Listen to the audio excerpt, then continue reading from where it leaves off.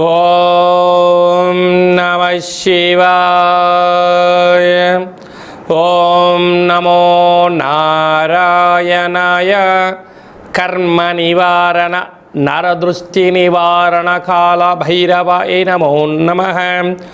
ఓం కాళకాలాయ విద్మహే కాళాతీతాయ ధీమహి తన్నో కాళభైరవ ప్రచోదయాత్. హరి ఓం. మా ఛానల్కి స్వాగతం. చూస్తున్న వీక్షకులకు ప్రేక్షకులకు ప్రియ కాళభైరవ భగవద్బంధులకి స్వాగతం పలుకుతూ మమ్మల్ని ఎంతగానో ఆదరిస్తూ ఉండబడినటువంటి ప్రియ సోదర సోదరీమణులకు జ్యోతిష్య అభిమానులకు సనాతన ధర్మ సంరక్షకులు అందరికీ కూడా జ్యేష్ఠమాస పూర్ణిమ జ్యేష్ఠాభిషేక ఆశీస్సులు అని చెప్పి గమనించాలి. 16/5/2026 నుండి 31/5/2026 వరకు పుట్టినటువంటి వారందరికీ ముందస్తుగా జన్మదిన శుభాకాంక్షలు. గతంలో వివాహం చేసుకున్న వారికి వివాహ వార్షికోత్సవ శుభాకాంక్షలు. ద్వాదశ రాశుల్లో గ్రహ గమనాల్ని ఒకసారి పరీక్షిద్దాం. మేషరాశిలో 8 సంవత్సరాల తర్వాత కుజభగవానుడు అధిక జ్యేష్ఠమాస సందర్భంగా స్వక్షేత్రంలో కుజ సంచార స్థితి. వృషభ రాశిలో రవి బుధ సంచార స్థితి. మిథున రాశిలో 12 సంవత్సరాల తర్వాత గురు శుక్ర సంచార స్థితి. సింహరాశిలో కేతు సంచార స్థితి. కుంభరాశిలో రాహు సంచార స్థితి. మీనరాశిలో శని భగవానుడి సంచార స్థితితో ద్వాదశ రాశుల్లో గ్రహ గమనాలు ఈ విధంగా ఉన్నాయి. మకర రాశి వారికి ఎన్నడూ లేనటువంటి విధంగా 8 సంవత్సరాల తర్వాత అధిక జ్యేష్ఠమాస సందర్భంగా అర్ధాష్టమ కుజ సంచార స్థితి ఉంది. తస్మాత్ జాగ్రత్త అని చెప్పి గమనించాలి. మకర రాశిలో ఏ నక్షత్రాలు వస్తాయనగా ఉత్తరాషాఢ నక్షత్రంలోని 2, 3, 4 పాదాలు, శ్రవణ నక్షత్రంలో 4 పాదాలు, ధనిష్ఠా నక్షత్రంలో 1, 2 పాదాలు కలిపితే మకర రాశి. రాశాధిపతి శని భగవానుడు. వీరికి ధనావాకు కుటుంబ స్థానంలో రాహు సంచార స్థితి, అష్టమంలో కేతు సంచార స్థితి.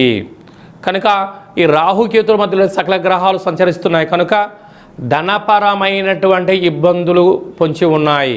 దయచేసి అప్పులు ఇవ్వద్దు, అప్పులు కూడా తీసుకోవద్దు. తొందరపాటు నిర్ణయానికి సరైన సమయం కానే కాదు అని చెప్పి గమనించాలి. వీరికి తృతీయంలో శని భగవానుడు సంచారం చేయడం వలన తల్లిదండ్రులు, గురువులు, ఆధ్యాత్మిక చింతన, సత్ప్రవర్తనే వీరి విజయానికి లక్ష్య సాధనలో విజయం సాధిస్తారని చెప్పి గమనించాలి. 8 సంవత్సరాల తర్వాత అధిక జ్యేష్ఠమాస సందర్భంగా కుజుడు అర్ధాష్టమ సంచార స్థితిలో ఉన్నప్పుడు కనుక తన కోపమే తన శత్రువు, తన శాంతమే తనకు రక్ష, దయ చుట్టంబు గదరా సుమతి అన్నట్టుగా మీరు ఓపికగా పట్టుదలగా విద్యార్థులు ఒకసారి రాకపోతే 4 సార్లు చదవండి, తప్పులేదు. 5 సార్లు వ్రాయండి, గుర్తుకు వస్తుంది. పరీక్షల్లో ఉన్నత స్థాయికి ఎదుగుతారు. ప్రభుత్వ ఉద్యోగం ప్రయత్నం చేసే వారికి 1కి 4 సార్లు శ్రమించడంలో తప్పులేదు.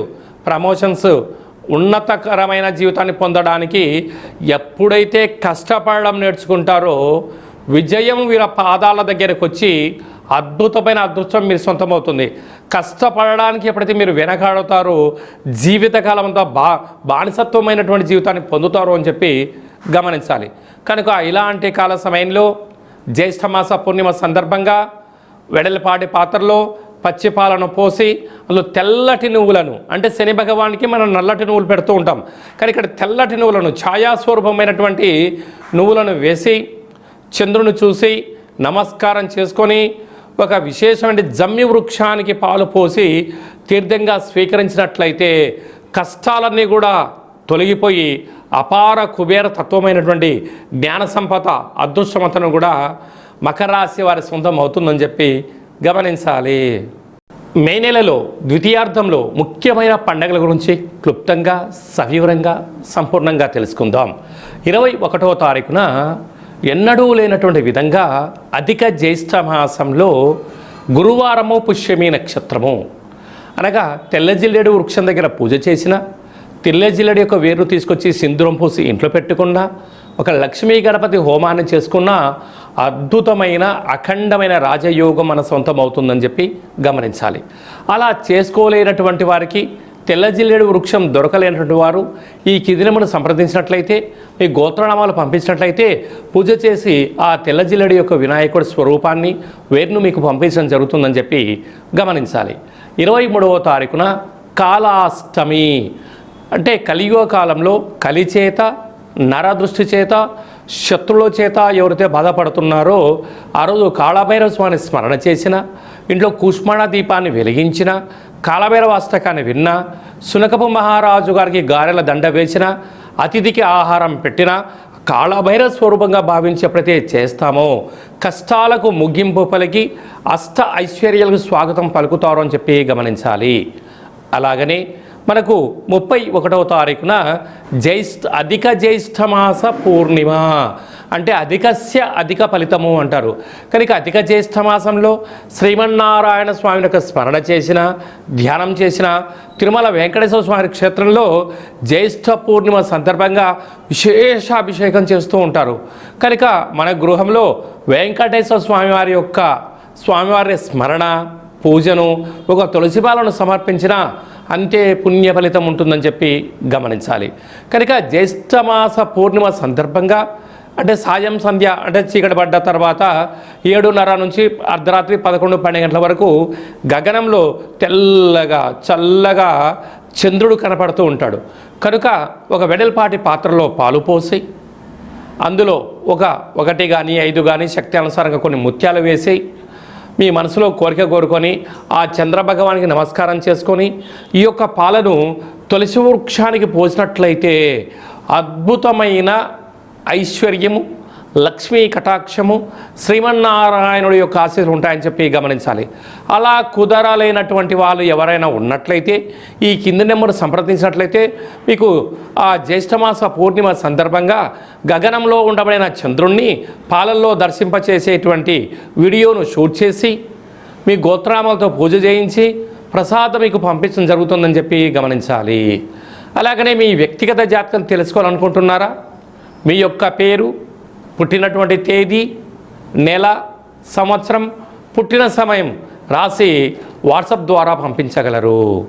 100 సంవత్సరాల జాతకాన్ని రాసి పంపించి పుట్టినప్పుడు గ్రహ గమనాలు ఎలా ఉన్నాయి, ప్రస్తుతం ఎలా ఉంటున్నాయి, రాబోయే కాలంలో ఎలా ఉంటున్నాయో సవివరంగా సంపూర్ణంగా తెలియజేయడం జరుగుతుంది. అలాగే డేట్ ఆఫ్ బర్త్లు లేనటువంటి వారికి మీ పేరు యొక్క మొదటి అక్షరాన్ని అనుసరిస్తూ రాశిని తెలియచేస్తూ రమణ శాస్త్రం ద్వారా అనగా గవళ ద్వారా భూత భవిష్యత్ వర్తమానం తెలియజేయడం జరుగుతుంది. ఈ కింది నెంబర్ని అపాయింట్మెంట్ తీసుకొని సంప్రదించగలరు. అందరికీ ఐశ్వర్యాన్ని, ఆనందాన్ని, అధిక జ్యేష్ఠ మాసంలో ఉండబడినటువంటి ఫలితాలు అందరికీ ప్రసాదించాలని కోరుకుంటూ మనసారా ఆశీర్వచనం.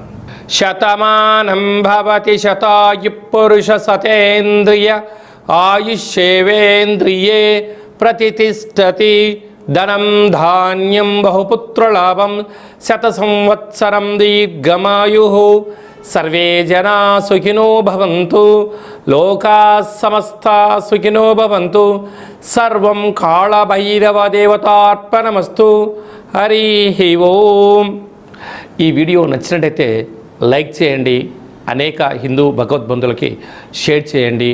ఆధ్యాత్మిక భక్తి సమాచారాన్ని అందరికన్నా ముందుగా మీరు వినాలి అనుకుంటున్నట్లయితే మా ఛానల్ని సబ్స్క్రైబ్ చేసుకొని గంట సింబల్ ప్రెస్ చేసి ఆల్ అనే బటన్ని నొక్కి ఈ యొక్క ఆధ్యాత్మిక సమాచారాన్ని అందరికీ తెలియజేయ.